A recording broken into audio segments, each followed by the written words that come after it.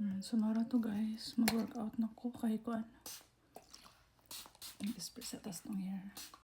Happy Tuesday everyone. So 2 o'clock PM diri ano. And bago ko naghilamos, ready kay mag-workout na po sa Inday. Para healthy no, ang tiguang. So no skincare sa ta desire mag start the workout. Dali ra kay tubo ako ang hair oh, bago ra ko ka color. Sus, grabe ang ako ang pimples. Bilar-bilar pa dahil naabot dere napadere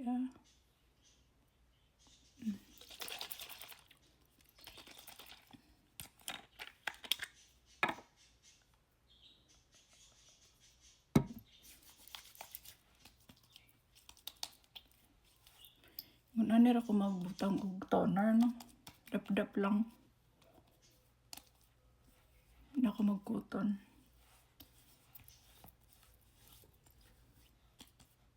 So, i-dry lang natin ay hata mag-serum. So, ayan. Mag-serum si Inday. Nag-dry na yun si toner. Gamay na lang dyan ako ang serum.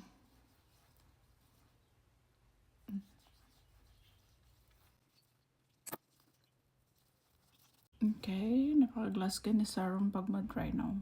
And next kong ilagay is Silamax cream. Night and daytime ko to siya nilalagay sa aking face lock.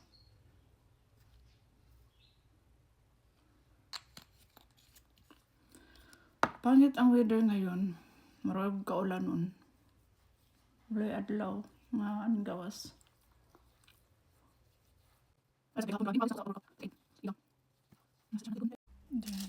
Dry lang. Then next is, bisag na arata sa balay, kinahanglan natin mag sunscreen. Kay gores na ta, unya, duulonon ba taog kuan mga dark spot or melasma. So kinahanglan, ang pinga na tatong now, duulonon po ta number 1 is wrinkles. Para wa tayo wrinkles kinahanglan mag skincare for me. Unan ko nga sunscreen kay ko ang yun. Dili siya lagkit. Di pa siya white cast. Yan lang natin. So ayan, available yan dyan. Sa gusto mag-buy. Ayay kinang nasa Pinas din na kayo. Anytime yun maka-check out sa TikTok. Then, magic potion sa Inday. Nag-magic potion ko gahapon sa hapon. Naapay nabilin. Dugay kaya tanggal. O na lang din di siya. 2 years po din no. Kaya dili man gid po everyday ako ginagamit. Kaya naman ko kapuli-puli. Kani siya. Ito yung kapuli-puli na ko. Manang dili gid mahurot dayon si magic potion. Yan. Para dili dry ato ang lips labi na pag winter time. So dry kaya itong lips no. Yan, manang before ta mag-workout guwapa. Kaya nagbuyagyag. So gamito na nako mo na ginagamit gid ako sa Pinas. Mo ni ako na unbox kagabi.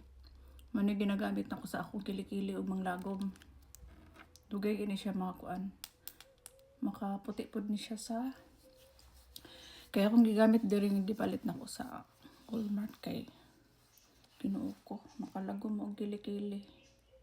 So ayan, naka-ready na ako ang workout area.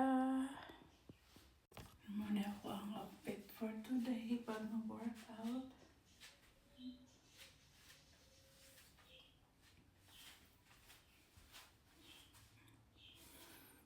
Tomorrow to bye. Happy Tuesday everyone and God bless us all.